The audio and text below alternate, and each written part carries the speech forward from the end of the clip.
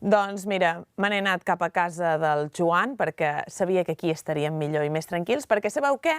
Arriben dates d'aquelles que hi ha molt de menjar a la taula i nosaltres hem dit, anem a posar-hi solució. Portem un nutricionista aquí que ens ajudi una mica a posar llum a tots aquests dies d'àpats i àpats. I és per això que tenim amb nosaltres el Cristian Fernández. Benvingut, Cristian. Moltes gràcies, Aina. Escolta, ens fa molta il·lusió tenir-te aquí perquè de moment ens ha esperat una taula que fa molt bona pinta, eh? Sí, fa molt bona pinta. Però comencem parlant una mica d'aquests dies intensos, de moltes festes, de molts menjars. No sé si ens pots començar a donar allò, algun consellet per intentar no arribar al final amb 3 quilos més a quan s'acabin totes les festes. Fixa't, Aina, que aquest seria el primer objectiu, no? De mirar de no pujar de pes, de pesar-nos abans de començar les festes i arribar després de festes i intentar no pujar de pes. I per fer això hem de tindre en compte on comença i on acaba el que és el Nadal. Vale, sí, perquè el podem fer molt extens, realment. Exacte, hi ha persones que potser comencen a l'octubre o al novembre, quan ja fan acopi de menjars, que ja comencen a sortir. És que el torrons fa 2 mesos que n'hi ha, al supermercat. Ja estan al supermercat, correcte. Llavors, hi ha persones que ja comencen aquí i després acaben potser al febrer, doncs després d'haver fet acopi de tots aquests excessos de Nadal que han tingut que els hi ha sobrat menjars i després han d'estar menjant tots aquests aliments, no? Llavors, ser conscients que en realitat són 5 o 6 dies al final, no? Vull dir, el 25, el 24, el 26, el 31, l'1 i el dia de Reis, no? O sigui, al final són 4 o 5 dies.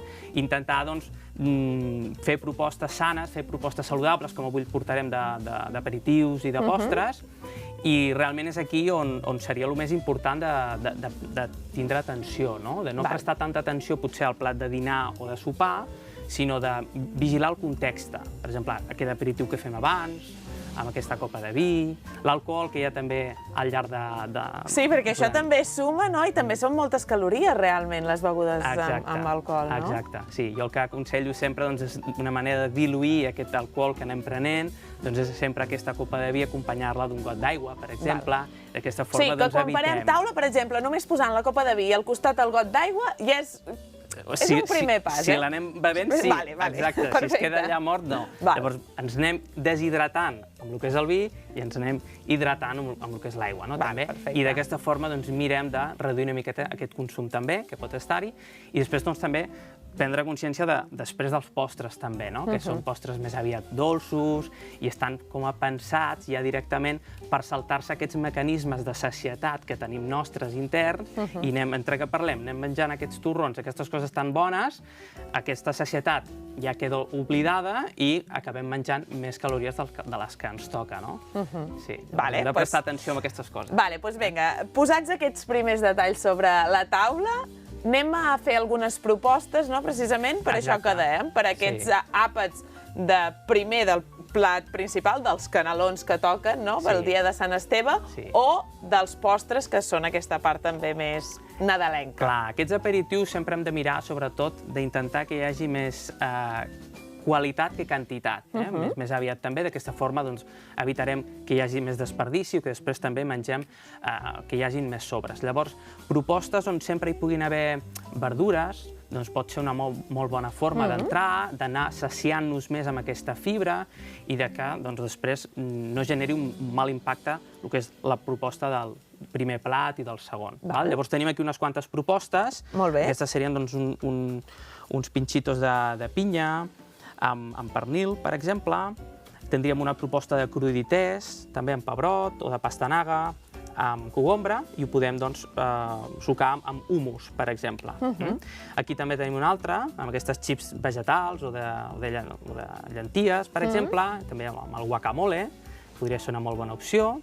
I també tenim uns pinxos també amb els cherries i amb formatge fresc. Llavors, aquí hi ha opcions on ja són més saludables i poden entrar també dintre de les nostres...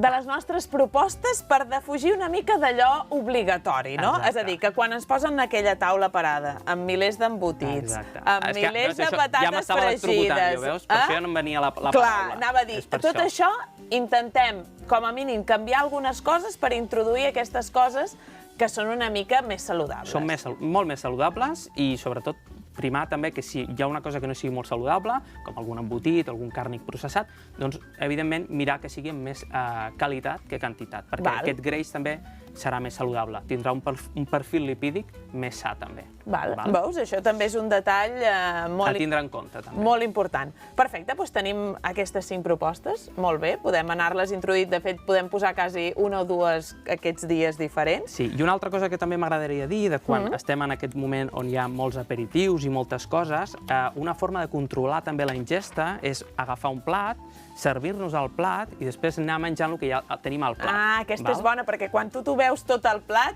dius, potser m'he passat, de posar-me coses, perquè vas agafant i no n'ets conscient de tot el que et menges, no? Evidentment. Llavors, una bona manera, ja no només al Nadal, sinó en qualsevol proposta on hi hagi molts plats i moltes combinacions, molts aperitius, doncs agafar-ne tu, portar-t'ho al plat i després ja t'ho menges i quan ja estàs, doncs ja dius, ja està, res més. Jo tindria un mal, ja ho anirem treballant, Cristian, però jo tinc un mal que és que sempre em quedaria amb el vermut. No arribaria mai al plat, jo sempre em quedaria allà. Clar, doncs has de fer un vermut més saludable, llavors. Ho anirem treballant. Anem a per la part dolça d'aquest àpat de Nadal, anem a pels postres, que és una mica el pecat. Aquí és on t'he dit que ja els propis aliments estan pensats per saltar-se aquests mecanismes de sacietat que un té intern, que hi ha la senyal de l'estómac t'arriba a l'hipotàlam i ja diu, para, doncs això ja no succeeix amb aquest tipus d'aliments i tu comences a parlar, a beure vi i a menjar aquest tipus d'aliments i és quan hi ha un aport calòric amb un excés molt gran. Torrons, polvorons... Clar, i pensa que porten 2 components que són els pitjors, per aquest cas per la panxa o pel nostre cos i per engreixar, que són els olis vegetals de la indústria alimentària, junt amb el que és el sucre refinat, també o processat. Tenim molt poquet temps. Repassem una mica ràpid aquests 3 postres o aquestes propostes. Torrons sí que seria una bona proposta, però sí que hauríem de veure que si és de xocolata, que sigui una xocolata amb un cacau, un percentatge de cacau més elevat, 80-85%, com més millor perquè tindrà el que hem dit, menys greix de la indústria alimentària, vindrà el greix del cacau, i un sucre, menys quantitat de sucre en aquest cas. Perfecte, molt bé. També podem jugar amb la fruita, ser també creatius, proposar-la com una macedònia així de fruites. I ben posada també dona com per anar picant, no? Exacte, és el que dic també, que si no hi ha fruita i hi ha una altra opció, menjarem l'opció que hi hagi. Però si hi ha més quantitat de fruita, doncs l'exposició ens ajudarà també a menjar-la. Molt bé. I per últim, fruits secs. Fruits secs també és una bona proposta, tot i que és un greix i és un greix saludable, doncs, bueno, és més calòric, però tot i així no és el greix que hem parlat abans de la indústria alimentària, com amb olis vegetals, que poden ser més perjudicials. Doncs escolta, Cristian, jo crec que tenim moltes ganes de més. Et tornarem a convidar aquí per seguir aprenent, sobretot de nutrició. Moltes gràcies. Et poden seguir a Pierre de Barriga, oi? Em poden seguir a Pierre de Barriga i també envio una newsletter gratuïta on cada dia envio un correu, un missatge, amb un breu consell diari sobre l'alimentació, sobre l'exercici físic i també per mantindre un bon pes corporal. Poden entrar a pierredebarriga.com, està en castellà, pierredebarriga.com, i allà posen el seu correu electrònic i van rebent un correu diari.